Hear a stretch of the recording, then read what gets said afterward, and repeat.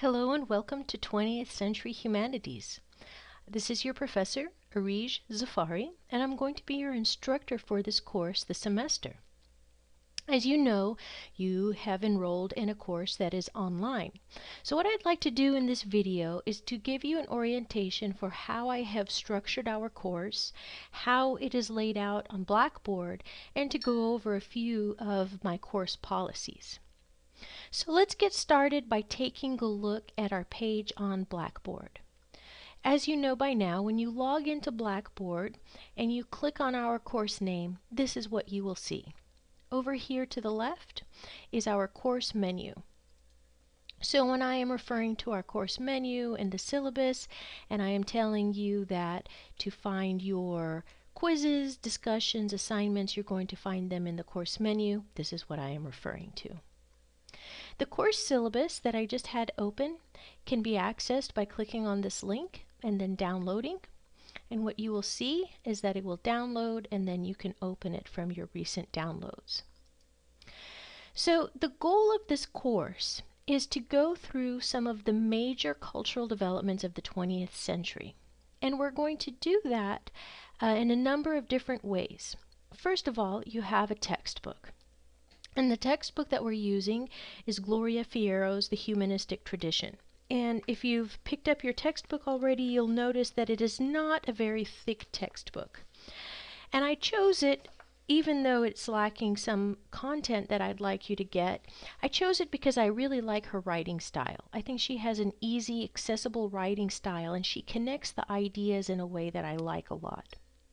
So what we'll be doing then is reading additional materials to enhance the concepts and the cultural and historical concepts and developments that we want to study in this course. So what you're going to find is that in each of the units there are learning units that I have created for you. So when you open your syllabus and you download it, this is what you will see. And let's just scroll down a little bit and go over my course policies, and then we'll talk about our course schedule, what we're going to be covering, and how to find each of these elements on Blackboard. So the course description and the course objectives are pretty straightforward, but what I'd like you to take a look at are the course policies. The major challenge, perhaps is the best word, of online learning is that you are really the one who has to take full responsibility for your success. And the major obstacle I find for online students is that they develop their self-discipline. You are the one who has to set a schedule. You are the one who has to keep up with your due dates. So rather than having a class time where you know you need to be prepared by that time and you're going to come to class and either the instructor or a fellow classmate will remind you of due dates, that really has to be all done on your own. Academic honesty is something that at Valencia we take very seriously, so I have more information about this in another learning unit. But you need to please note that no plagiarism will be tolerated. You will receive a 0 for any amount of material plagiarized, and you may also be held accountable for some disciplinary action as well. We will communicate in two ways, primarily through email, through Blackboard email in our course. If I'll go back to Blackboard for one moment, you'll notice that up here in the course menu there is a tab that says messages, so you can email me through this. The other way you can email me is through your Atlas email, and that email address is provided for you in the syllabus. It's azafari with the number 1 at valenciacollege.edu. And the benefit of emailing me through your Atlas email is that I will more readily see it. What will happen is that when you email me through Blackboard, I have to log into Blackboard, log into this course, check on messages to see that anybody was trying to contact me. Whereas if you email me through Atlas, your email will pop up onto my iPhone, it will pop up onto my computer at work, and I'll have a more immediate notice that you're trying to contact me. Both methods are great, but if you need a more rapid response, I would suggest emailing me through Atlas. With that said, any questions you have regarding academic content, I'm your your person. I'm your contact person. But any issues you're having regarding technical issues, I cannot help you with. It's not in my area of expertise. So please be sure that you take the time to get acquainted with the technical aspects of online learning, and be sure that you have the Blackboard Help Desk or the Academic Success Center's numbers accessible to you, because they're the ones who are going to help you, not me. And even though this is an online course and a lot of the learning is something that you're going to be needing to do on your own, we are going to have some really interesting class discussions, and just be sure to note your participation is required. I'm going to be providing you some additional reading materials on Blackboard, and even though some of them are copyrighted, it's not a violation of those copyrights because I'm giving them to you for educational purposes. But with that said, you may not reproduce those copyrighted materials. In our discussions, I've never had a problem with this, but I'd like to remind you that you are required to be respectful of everyone in the course. We're going to disagree, hopefully. Those disagreements are really interesting, and when we get to hear each other's different opinions, but just make sure that you are always respectful at all times. And I really suggest that through the course of those discussions that you find someone that you would be able to consider a class partner, somebody who could perhaps be a study partner, somebody who, when you are having a difficulty with a particular issue, you can email or contact. The grading policy for the course is pretty straightforward. This is what we'll be doing, taking quizzes, we'll be having unit exams, those discussions that I mentioned, assignments, and we're going to be writing 3 critical thinking essays. This is, after all, a Gordon Rule course. My explanation of what is required of you and the discussion responses is really straightforward, so I'm going to leave that to you to read. I've even given you my rubric so you know what I'm grading and how I'm trying to assess your work. There's lots of information here about your essays, but let's go now to the course schedule. What you'll see is that I have the entire semester's syllabus laid out for you. So you know all due dates, and I've even gone to the lengths of giving you a visual calendar so that you can take a look visually and see when those due dates are. And this is something that a lot of professors don't do, but I do as a courtesy for you, hoping that this will help you stay on track and keep track of your due dates. So let's look now at how this syllabus matches up with your Blackboard course.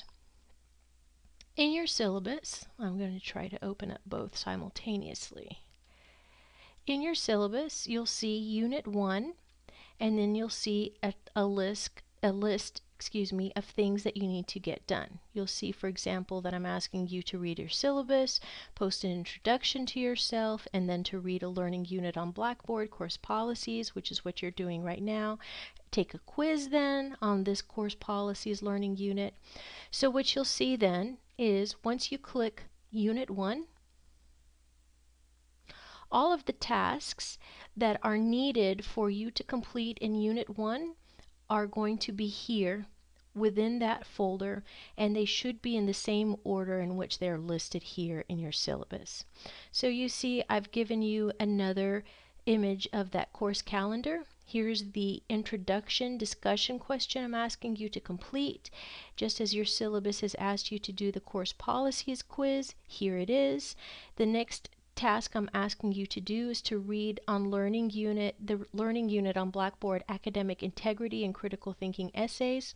Here it is. You click it, it will open. And then I'm asking you to do assignment 1. Then you'll see assignment 1. The next thing I'm asking you to do is read learning unit on Blackboard, Imperialism. Here's Imperialism. And then you see, I think you get the idea, quiz 1 is right here. The discussion will be here. So what you should happen is that when you open your syllabus and you're looking at the list of tasks to complete for each unit, they should mirror what you will see on Blackboard.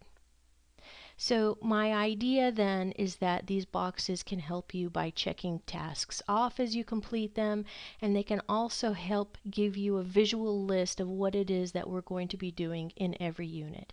And every unit should be similar. You're going to have a graded response, discussion response. In every unit, you'll see that there is a place for you to post questions about the content of that learning unit. Unit 2, for example, will have the same thing where there's a place for you to post questions, and there's a graded discussion, there's your quizzes, and then at the end you'll see your unit exam. So the way I have things laid out is very straightforward. The due dates are here, the due dates are in your calendar.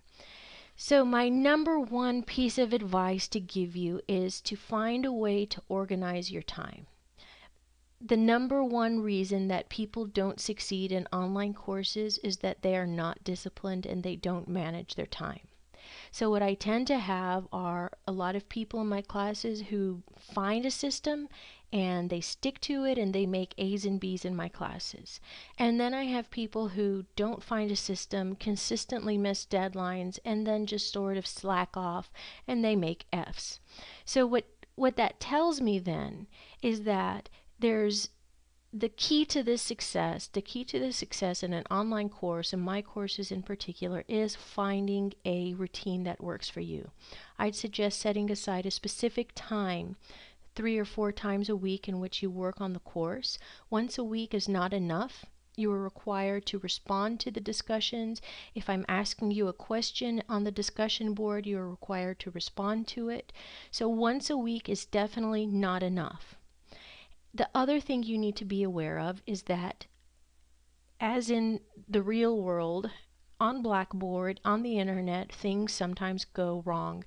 And so if you're going to plan on doing your work at the last minute, right before they're due, you will, at some point or another, run into technical difficulties and you will miss the deadline. So that will be your responsibility.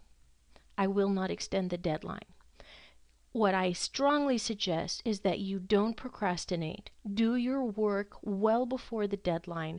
In that way, if any technical difficulty does arise, your computer shuts down, the power goes out, and you were not able to finish your quiz or your exam, then there's something we can do about it because there's still time before the deadline. Once the deadline has passed, there is no way for us to correct the issue. So, with that said, I think you'll find that I have a very clear, logical, and easy to follow layout on Blackboard. I think you're going to find our textbook is really interesting. I think what you will see is that the learning materials that I provide to enhance the textbook are really rather interesting and thought-provoking. And again, my number one piece of advice is just to find a way to be organized and stay disciplined so you get all of your tasks completed on time. Good luck, and I look forward to working with you this semester.